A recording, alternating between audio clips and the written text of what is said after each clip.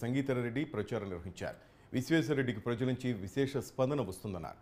మే 13న జరిగే సార్వత్రిక ఎన్నికల్లో కొండా విశ్వేశ్వరరెడ్డి భారీ మెజార్టీతో గెలుపొందుతారని ఆమె ధీమా వ్యక్తం చేశారు.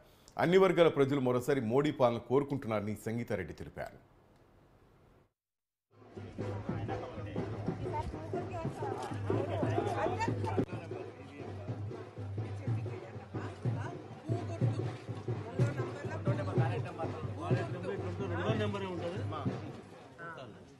అమ్మ పెద్దమ్మ చూడండి, 2వ నంబర్లో పూ గుర్తుంటది. 2వ నంబర్ ఇట్లా వస్తాలా మంచిది. కొండా విశ్వేశ్వరరెడ్డి భార్య మీ దగ్గరికి ఓట్ రిక్వెస్ట్ చేస్తాను. దూరం ఏం పోక రండి అమ్మ. అమ్మ మీకోసమే వచ్చాను, రండి. రాతల్లి వచ్చిందే మీకోసం మాట్లాడండి దగ్గరికి. आइए आइए, क्यों बाहर जा रहे हैं? अच्छा, हम सब लोग एक साथ हैं. मोदी जी क्या बोलते हैं? सबका साथ सबका विकास. और जो भी करना है हम हिंदू लोग को करते, मुसलमान को करते. अब कुछ भी अलग मत सोचना. अच्छा, ఈరోజు అమీర్పేట్ గ్రామంలో ఉన్నాము. ఇక్కడ ఇంటింటి ప్రచారం నడుస్తుంది. ఇక్కడ పెద్దవాళ్ళు చాలా మంచిగా స్పష్టంగా మోడీ గారి గురించి చెప్తున్నారు. కమలం పువ్వు గుర్తుకే ఓటేస్తామని చెప్తున్నారు.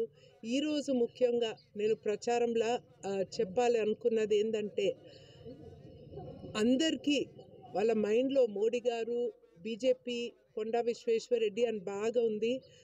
తప్పకుండా అందరు బీజేపీకి వేస్తారని కదమ్మా.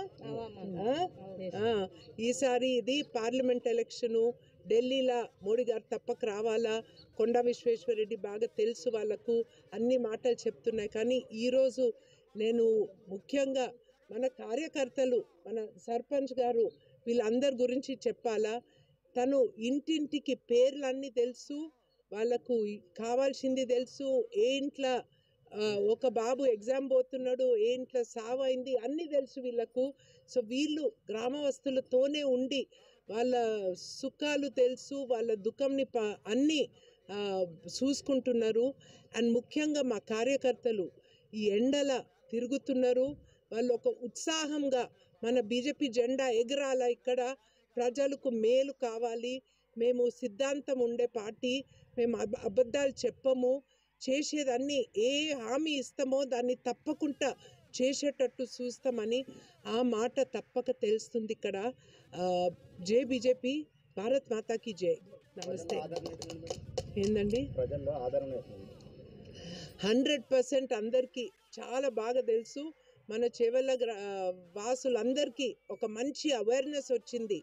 ఢిల్లీలో నరేంద్ర మోడీ తప్ప ఇంకెవ్వరికి ప్లేసే లేదు అని ఒక్క వాయిస్తో